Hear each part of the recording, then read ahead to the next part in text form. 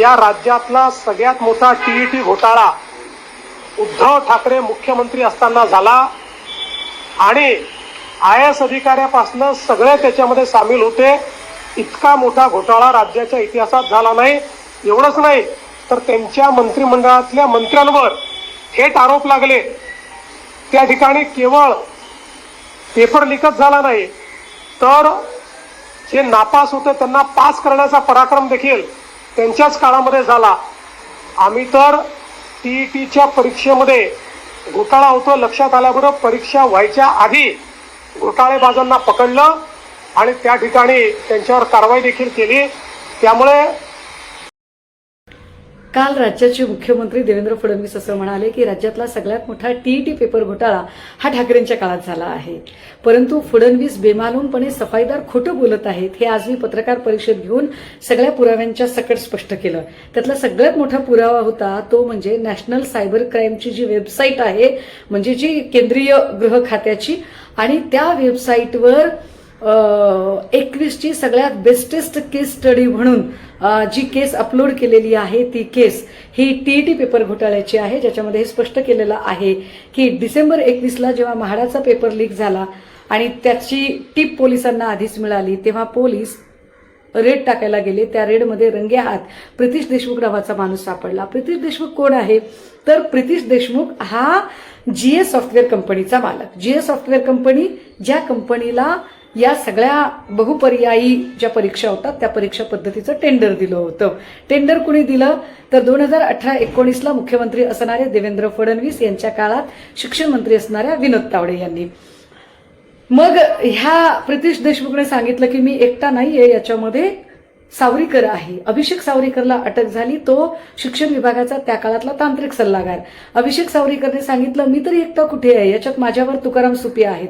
तुकाराम सुपेंना अटक झाली ते म्हणाले मी एकटा कुठे आहे. डायरेक्ट IAS ऑफिसर आणि शिक्षण विभागाचे उपसचिव सुशील खोडवेकर याच्यामध्ये आहेत. आणि करता करता करता सगळे लोक एकत्रित आले. विशेष या सगळ्यांवर ठाकरेंनी गुन्हे दाखल केले.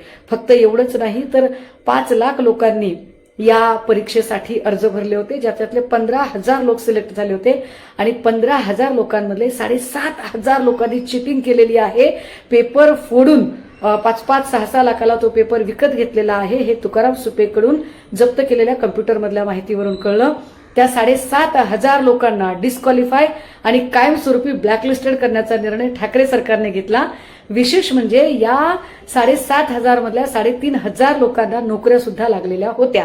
त्या 3,500 लोकांच्या नोकऱ्या डिस्क्वालिफाय केल्या गेल्या. त्यांना दिलेला पगार ठाकरे सरकारने रिकव्हर केला.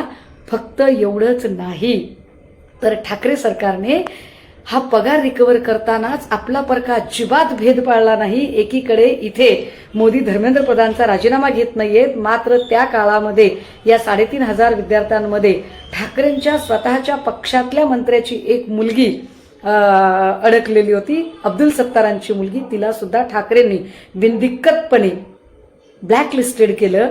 विशेष ठाकरेंनी ज्या ज्या लोकांना आत टाकलं भाजपने काय केलं तर अभिषेक सावरीकर जो यातला आरोपी आहे तो जेल भोगून बाहेर आल्यानंतर रवींद्र चव्हाणने यांचा प्रवेश करून घेतला भाजपमध्ये. सुशील खोडवेकर ज्याला ठाकरेंनी सस्पेंड केलं होतं त्याला शिंदेंनी आपल्याकडे रुजू करून घेतलं. हे फार विशेष आहे.